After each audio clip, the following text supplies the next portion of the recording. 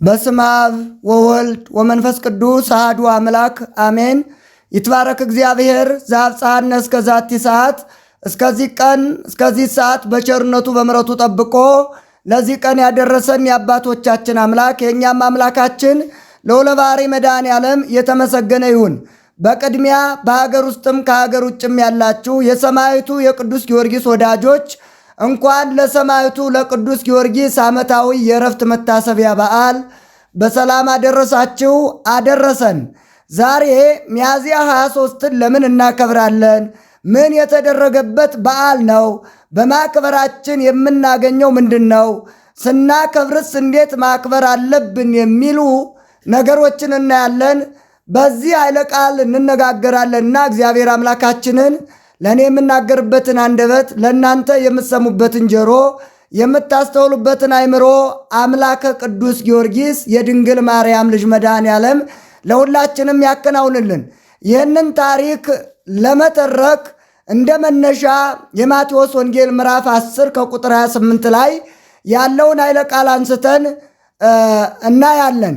ኢትፍረወሙ ለእለ ይቀትሉ ሥጋክሙ፣ ሥጋችሁን የሚገሉትን አትፍሯቸው። ለምን ቢባል ወለነፍስክሙሰ ይክሉ ቀቲሎታ፣ እነሆ ነፍሳችሁን መግደል አይቻላቸውም። ሥጋችሁን ቢገሉ በነፍሳችሁ ላይ ሥልጣን የላቸውምና ሥጋችሁን የሚገሉትን እነዚህን ሰዎች አትፍሯቸው። ወባቱ ፍርህዎ ለዘይክል ነፍሰ ወሥጋ ህቡር አይጉሎ በውስተ ገሃነም፣ ይልቁንም በነፍስና በሥጋ ላይ ሥልጣን ያለውን ፈርዶ ወደ ገሃነም የሚጥለውን እርሱን እግዚአብሔርን ፍሩት እንጂ ሥጋችሁን የሚገሉትን በነፍሳችሁ ላይ ሥልጣን የሌላቸውን አትፍሯቸው አለ።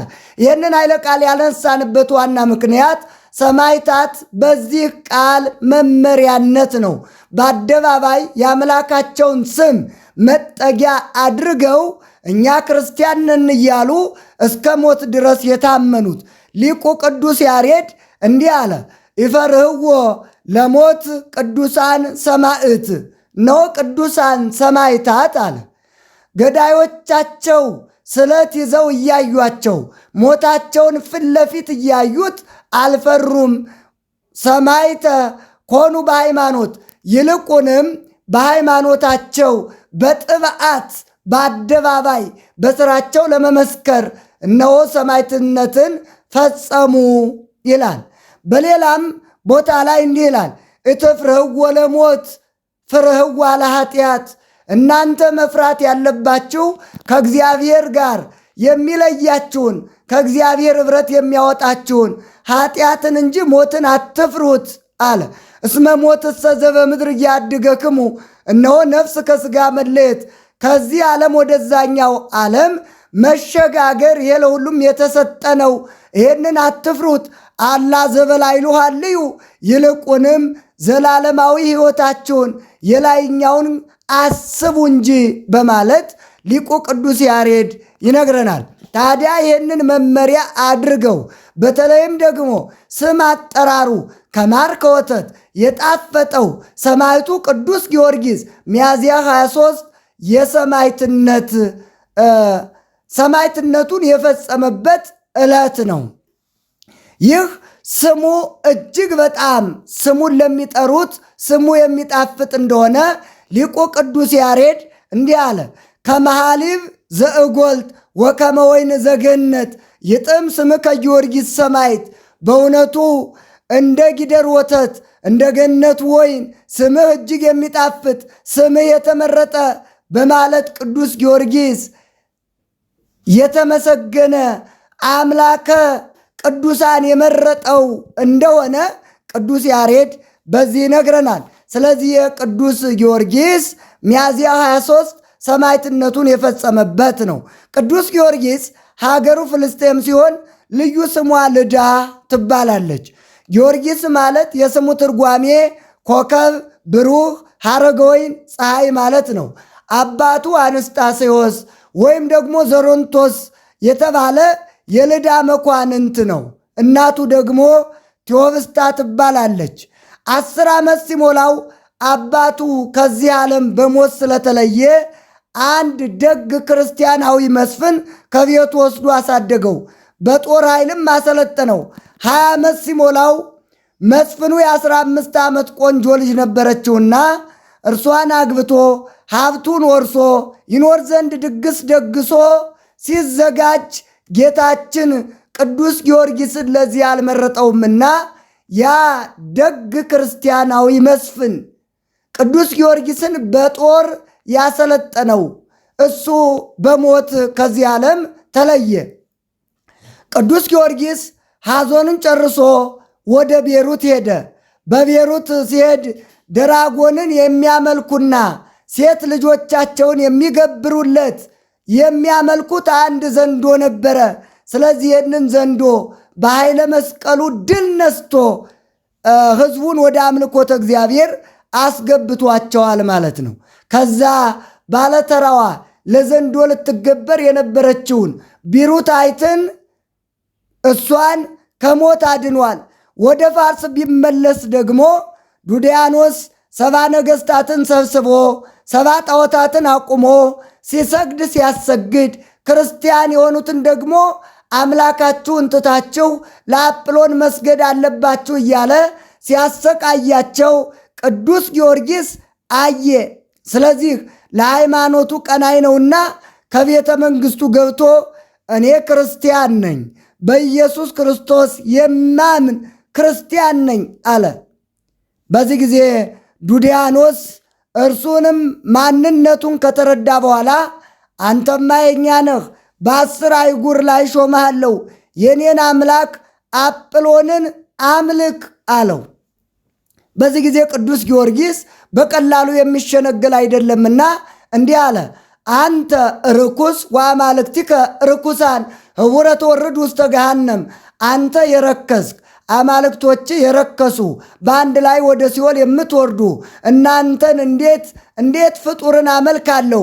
የኔስ አምላኬ ሰማይና ምድርን የፈጠረ ኢየሱስ ክርስቶስ ነው። ስለዚህ ነፍሴን ለሱ አሳልፌ እሰጣለሁ እንጂ አምላኬን አልክደውም አለ እና ወደ እግዚአብሔርም እነሆ ይህንን ከሃዲ አሳፍረው ዘንድ ጸሎቴን ተቀበለኝ ብሎ ወደ እግዚአብሔር ጸለየ።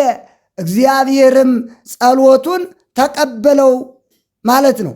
ስለዚህ በእምነቱ ጽናት የሰው ልጆች ሊሸከሙት የማይችሉትን መከራ ቅዱስ ጊዮርጊስ ተቀበለ። ቅዱስ ጳውሎስ እንዳለው ኃይልን በሚሰጠኝ በጌታዬ በኢየሱስ ክርስቶስ ሁሉን እችላለሁ እንዳለ አምላካችን መድኃኒታችን ኢየሱስ ክርስቶስ የመረጠው ልዩ ኃይል ያስታጠቀው ቅዱስ ጊዮርጊስ ከፍቅሩ ሳይለይ እስከ መጨረሻው ድረስ የጸና አርበኛ ነው ማለት ነው። ስለዚህ ዱድያኖስ በመጀመሪያ በችንካር እንዲቸነክሩት አድርጓል። ረጃጅም ችንካሮች አሉበት። የብረት ጫማዎችን አጫምቶ ሂድ አለው። ልክ እነዛ 7 ወስፌ ያለው ጫማ ወደ ታች ሲረገጠው ጅማትና ጥንቱን ወደ ላይ እየቦረቦረ ድቡ ተሆረ። ቅዱስ ጊዮርጊስ መራመድ ሲያቅተው ድቡ ተሆረ፣ አጎንብሶ ሄደ። በዚህ ጊዜ እንዲህ አለ፣ እፎ እይህሊ ከማምላኬ የተሰቅለ ዲበ ዕፀ መስቀል። አንተ ልቤ ሆይ ለምንድን ነው ቁስሌን የምታዳምጥብኝ? ይልቁንም በዚህ ቀራንዮ ላይ ለእኔ ሲል አምላኬ የከፈለውን ያንን መከራ እንዳስብ ለምን አታደርገኝም ብሎ ጸለየ። በዚህ ጊዜ ቅዱስ ሚካኤልን ልኮ እግዚአብሔር አምላካችን ፈውሶታል። በ7 ችንካሮች አስቸንክሮ በእሳት አስተኩሶ አናቱን በመዶሻ ብሎ በሆዱ ላይ የድንጋይ ምሰሶ አሳስሮ እንዲያንከባልሉት አደረገ። ሥጋውንም በመጋዝ አሰነጠቀው። ጨው ነስንሶበት ሥጋው ተቆራርጦ ወደቀ። በዚህ ጊዜ ጌታችን መድኃኒታችን ኢየሱስ ክርስቶስ በመንፈቀ ሌሊት በእጁ ዳሶ ገና 6 ዓመት ለስሜ ትጋደላለህ፣ 3 ጊዜ ትሞታለህ፣ በ4ተኛው ሰማዕትነትህን ፈጽመህ ከዚህ ከሚያልፈው ዓለም መከራ ታርፋለህ። ዱድያኖስ ይህንን እንዲህ ሲያደርግ እንደገና በጤና በደና ሲነሳ አይቶ ደንግጦ የሚያሸንፍልኝ ቢኖር ወርቅ ሰጠዋለሁ ብሎ አዋጅ አስነገረ።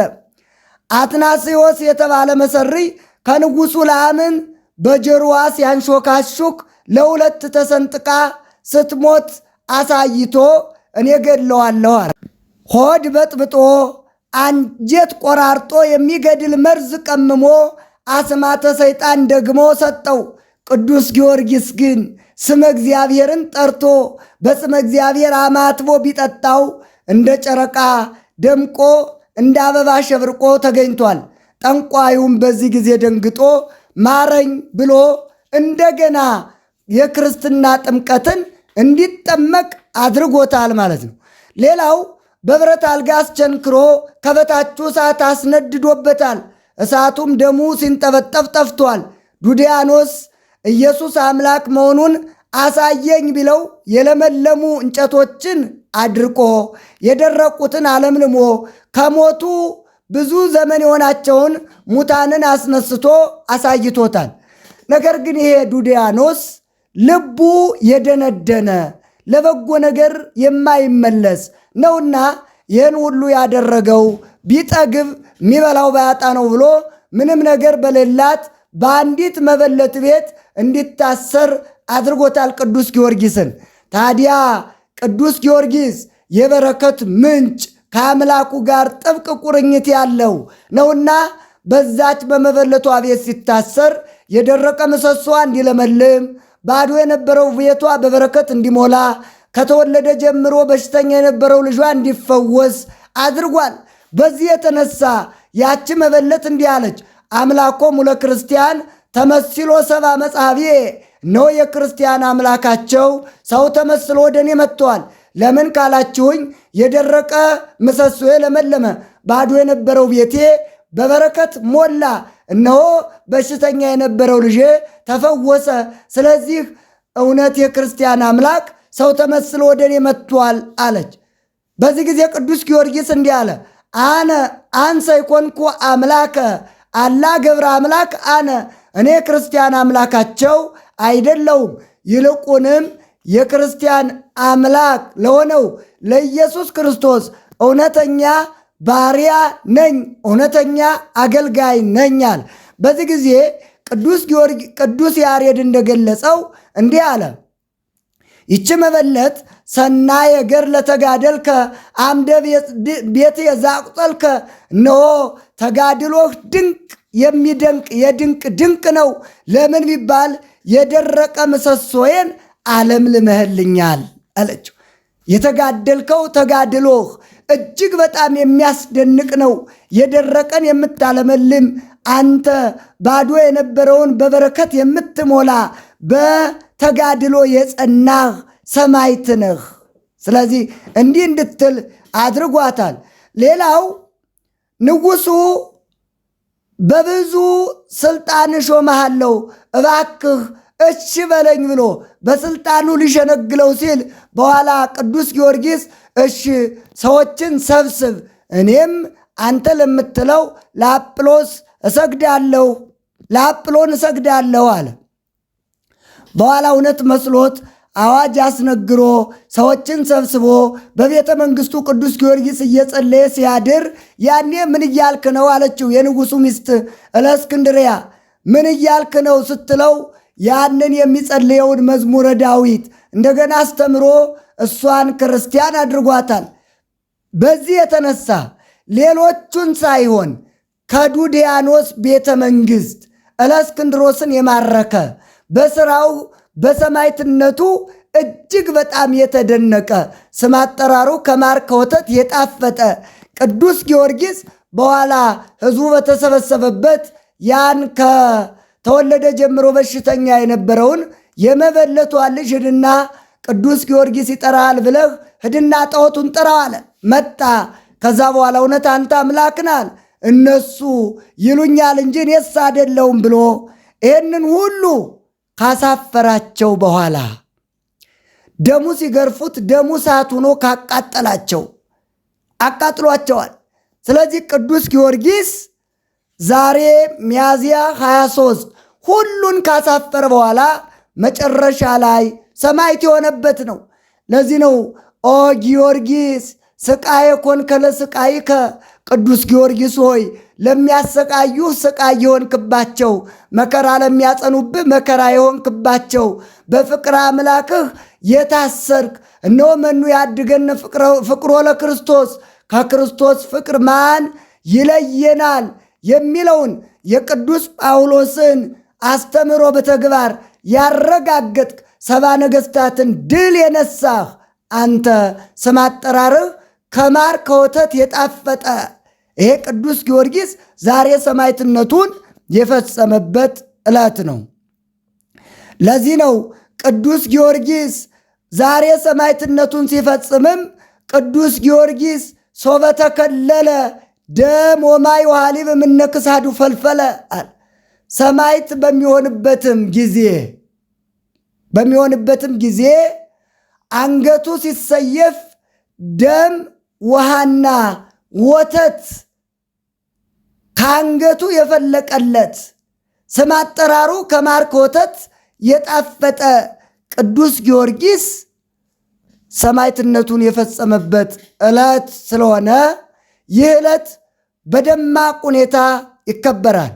የቅዱስ ጊዮርጊስ ወዳጅነቱ ስሙን ለጠራ ከአውሎ ነፋስ ፈጥኖ የሚደርስ መሆኑ ኦ ፍጡነ ረድኤት እምሩፀተ ነፋስ ወአውሎ ለዘይፄዋከ በተወክሎ፣ በእውነት በመተማመን ሁኖ ለሚጠራህ ከአውሎ ነፋስ የፈጠንክ ከዓይን ጥቅሻ የምትፈጥን ቅዱስ ጊዮርጊስ ዛሬም ለሀገራችን ለቤተ ክርስቲያናችን ለእያንዳንዱ ሕይወታችን ፈጥነ እንድትደርስልን በማለት ክርስቲያኖች በሙሉ ይማጸኑታል። በአማላጅነትህ ፈጥነህ ወደ አምላክህ እንድታማልደን በማለት ክርስቲያን የሆነ ሰው ሰማዕቱ ቅዱስ ጊዮርጊስን በአማላጅነቱ በፈጣን ተራዳይነቱ እንዲረዳው ይማጸናል። ስለዚህ ዛሬ ሰማዕቱ ቅዱስ ጊዮርጊስ ሰማዕትነትን የፈጸመበት ዕለት ነው። ታዲያ በዓሉን በማክበራችን ምንድን ነው የምናገኘው ሲባል በረከት እናገኛለን። የቅዱስ ጊዮርጊስ ስሙ በተጠራበት ገድሉ በተነበበበት እነሆ ቅዱስ ጊዮርጊስ ቤቷ ባዶ በነበረችው መበለት ቤት ሲታሰር ባዶ የነበረው ቤቷ እንደሞላ የደረቀው ምሰሷ እንደለመለመ ዛሬም ተስፋ የቆረጠ ሕይወታችን ስሙን ስንጠራ ይለመልማል። ባዶ የነበረው ቤታችን በበረከት ይሞላል። የምናገኘው ብዙ ነው። ስለዚህ ጸሎታችንን ወደ አምላካችን ወደ እግዚአብሔር ያደርሳል። ፈጣን ምላሽ እንድናገኝ ቅዱስ ጊዮርጊስ በአማላጅነቱ ይረዳናል። ስለዚህ ይህንን እናገኛለን ማለት ነው። ፈጣን ተራዳይነቱ ይደርሰናል። ሌላው ስናከብር እንዴት ነው ማክበር ያለብን ከተባለ የሰማዕታትን በዓል ስናከብር አንደኛ የሚገባ ልቅሶ የሚባለው ግፋ ሰማዕታትን ሞተ ወልደ እግዚአብሔርን የራስን ኃጢአት እያሰቡ ማክበር ያስፈልጋል። ቅዱስ ጊዮርጊስ ያን ሁሉ ሰዎች ሊሸከሙት የማይችሉትን መከራ የተሸከመ ለምንድን ነው ሲባል ስለ ሃይማኖቱ ሲል ነው። እኛም ስለ ሃይማኖታችን የማንከፍለው ነገር መኖር የለበትም። ሃይማኖት ዝም ብሎ ዋጋ ሳይከፈልበት ከዚህ የደረሰ አይደለም። ሃይማኖት እዚህ የደረሰው ያጌጠው በደመ ሰማዕታት ነው።